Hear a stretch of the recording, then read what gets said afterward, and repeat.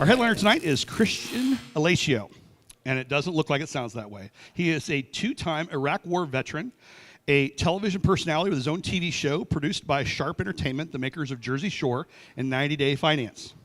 Author of his autobiography, My Life Story, The Outside Groove, that was forwarded by the legendary Willie T. Ribbs. And he's also publishing a children's book called Faster and Faster. He's a rising professional on the race car driving circuit of IndyCar's Road to Indy ladder, with an eventual goal of running in the Indianapolis 500. What makes Kristian's story uniquely compelling, as it is that following the death of his mother at age 13, he was homeless until 18, and during his senior year of high school. Circumstances that you would never imagine would result in competing in the world's most expensive sport. The Seattle turned native Hoosier is the official spokesman for Gleaner's Food Bank, Indy's largest food bank, volunteers his free time regularly with Schools on Wheels, Riley Children's Hospital, and Children's Bureau Incorporated. Please help me giving Kristian a warm Sparks welcome.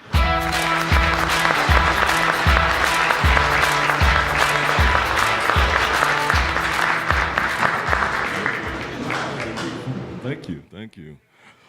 All that he said was true, but that's not the most interesting part about me. The most interesting part about me, I think, is that I've got a superpower. And you may not be able to look at me and tell, but I've got a superpower, and I'd like to tell you tonight about how I got that. So, I'm in a fight right now, much like all of you, which is how I know you're going to relate to me. But that fight started a very, very long time ago. Like he said, I am a professional race car driver. Now, anybody who knows anything about racing, I think you guys in Indianapolis know a little bit about that, right? Heard it's something you do. I don't know. But yeah, everything that happens with racing usually follows a very specific path. There's a kid who got into a go-kart when he was 5 years old, and generally he's had a father, a wealthy man, to cut a check every time it was time to move up to the next rung. So quarter midgets, legends cars, bandoleros, right? Moving on into late models, sprint cars, midgets, everything on up to the professional level. He's had somebody to cut a check. Guess what? I didn't have that. So what I'm going to do tonight with my remaining 8 minutes and 49 seconds is tell you my story. It's the best thing that I can do because I live it and I still live it now. And I'm going to tell you how I got my superpower. So I wrote that book right here, if anybody's interested in getting the full story. It's on Amazon, Barnes & Noble, Kodo, Books A Million, Walmart, and other fine retailers. My Life and Story, The Outside Groove. Go ahead and check that out. But I was born in Seattle, Washington, to an immigrant mother, and my father took off. I guess responsibility just scared the crap out of him, and he left. So growing up with a single mom, challenging, but making it. You know, she put me in the best schools, had me in the best of everything. Really tried to make up for me not having a dad. When I was 8 years old, my mother was diagnosed with type 1 diabetes. And to guard me from what she was going through with it, she sent me to go live with my grandmother in LA for a little bit while she got adjusted to it. And that's what I did. When I came back, she had already decided in her mind that she wasn't going to tell me about her struggle as not to worry me. And what happened was she just got worse and worse and worse, and I had no idea what was going on. I'm like, you're getting, you know, right? You're looking a little different. And she's like, oh, I feel fine. I feel fine. Gradually, my mother wasn't able to walk. She couldn't use her legs. The diabetes was starting to take over, and because of that, we had to move out of our neighborhood in West Seattle to Tacoma, Washington, about 40 minutes south, because it was cheaper. She wasn't able to maintain her job anymore, not being able to walk. We moved down to Tacoma. I don't know if anybody's ever been to Tacoma, but big difference between Seattle and Tacoma. Huge, you know, for a kid who's been to Catholic school his whole life to move to the hood, right? Like Tacoma. It was interesting for me, but making that adjustment, and I did that. When I was 13, winter break came, and I was doing normal Christmas-type things, and I went out to go wake my mom up to see what she wanted for dinner, and she wouldn't wake up. And that was coming up toward the last time I would ever see her alive. And she passed away over that winter break. I was 13 years old, lost, had no idea what to do. My dad comes back into the picture because he's legally responsible for me now. And while he was in the picture, he just decided, you know what? We're just going to push on with life. So I had no time to adjust to my mom being gone. School started up January 3rd. I was back in school January 3rd. I lost my mom December 27th. We hadn't even buried her yet, and I was back in school.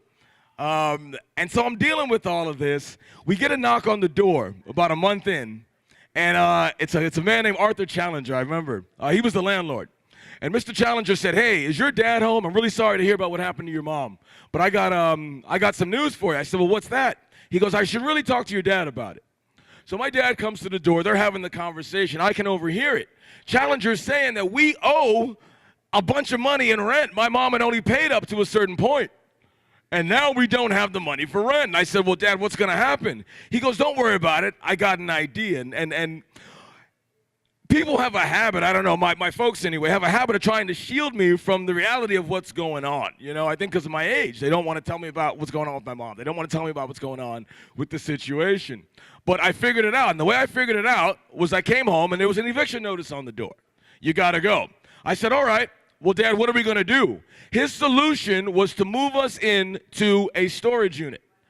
5x7 storage unit, downtown Tacoma, $20 a month, the cheapest rent you could find. And that's what we did. That's what we did.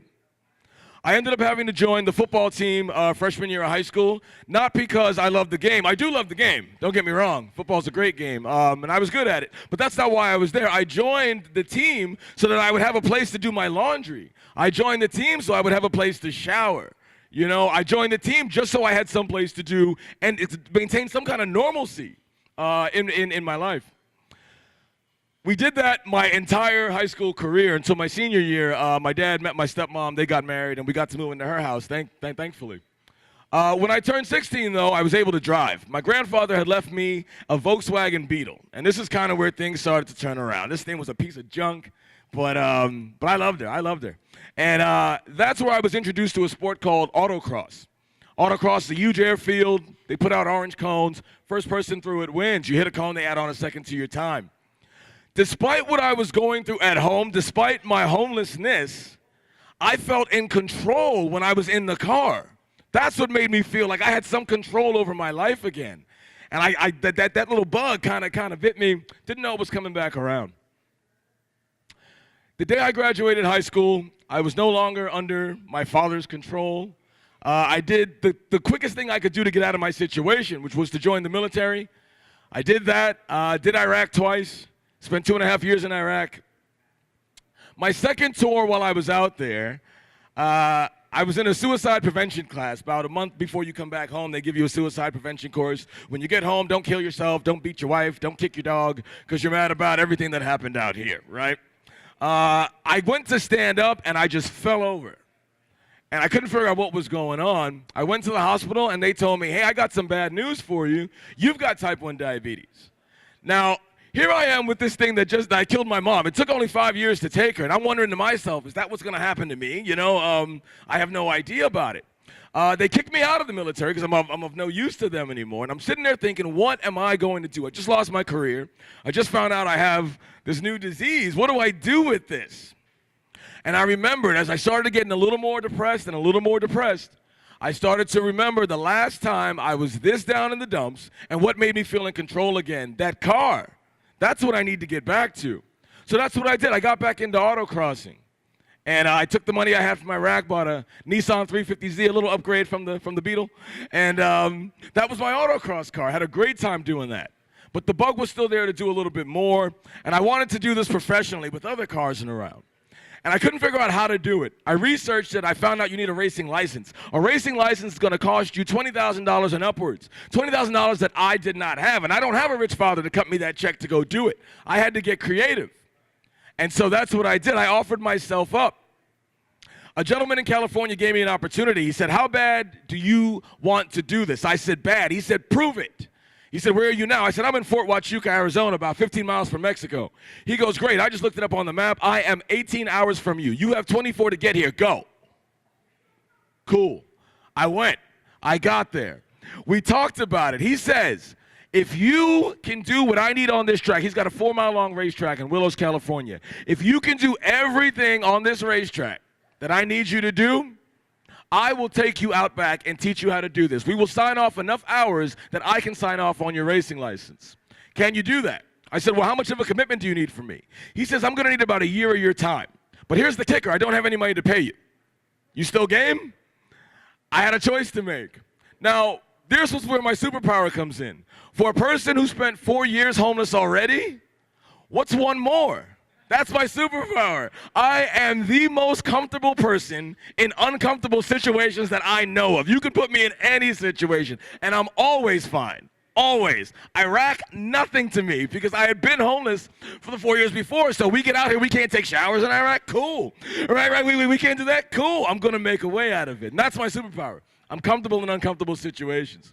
So that's what I did. I lived out the back of my car. We signed off on enough hours. I got my racing license. And it's like, whoa. So since then, I've driven for Porsche North America as a test driver on their team. Awesome opportunity. I've done NASCAR. We've done NASCAR Modifieds. We made our way all the way up to the Truck Series. And here we are now on the road to Indy, hoping to eventually run the Indianapolis 500 one day. I'm about $2 million short at the moment, but we'll find it, right? We will find it. So I just want you to remember that people just need a different perspective on what homelessness is. And for me, it's become my superpower. So thank you.